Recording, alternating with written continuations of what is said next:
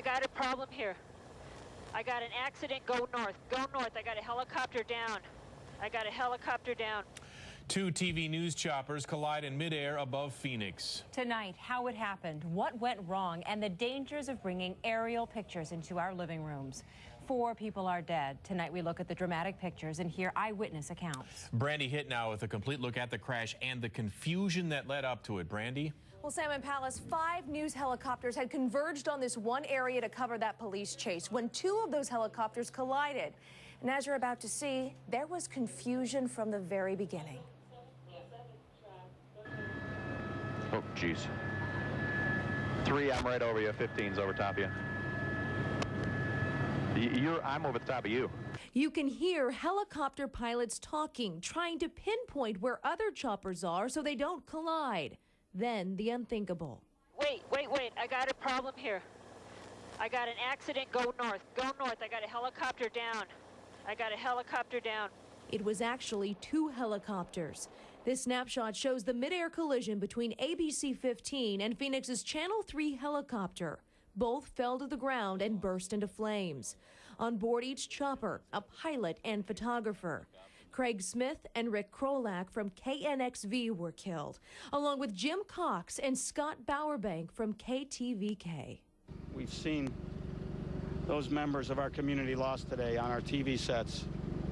And the tragedy that we faced as a community is particularly strong and painful today. From home and even in the news studio, most people early on didn't know this crash had happened. This online video of ABC 15's broadcast shows their live helicopter video of the chase. All of a sudden, it disappeared. We don't know what has just happened right there. It looks like the police have... Now investigators are combing through what's left of the choppers and all this video to figure out what led up to the crash. And the Phoenix police chief now says that suspect in this chase is behind bars and could actually be charged, possibly, in connection with this helicopter crash. Back to you. Brandy, when we see these pictures of police chasing suspects, even crime scenes from the sky, most of us do not realize how dangerous this can be for a helicopter pilot. Dennis Shanahan went up in the air with a CHP pilot. He joins us now with this perspective. Dennis, what'd you find out tonight? Well, Sam, of course, the question on many people's minds, could it happen here? And the short answer is yes, it could, but it is highly unlikely, according to the pilots we flew with today, and they were willing to show us how they keep it that way. The CHP pilots patrolling over Sacramento share that airspace every day with other police, fire, and medical helicopters, not to mention the TV stations. It can get crowded up there. Aircraft, you can't pull over to the curb and put it in park. Aerial Supervisor Pilot Tom Muntz says technology helps. The CHP helicopters have video screens showing the location of some nearby aircraft, but more often, avoiding a midair collision is as simple as just talking. Muntz says all the local helicopter pilots constantly communicate on the same radio frequency. So that we can let each other know where we are. And then we continually look for each other as well. He emphasizes a pilot always has to be looking around as if his head and eyes are on a swivel.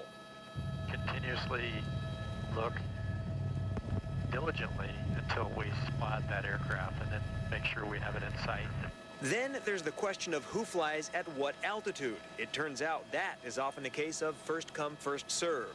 Should we come on a scene that one of the other helicopters is already on, we maintain 500 feet above them and try to orbit in the same direction as they do.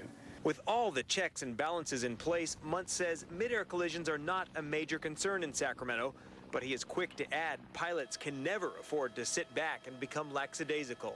If you run into another vehicle up in the air, you're going to fall to the earth, and there's always severe consequences with that.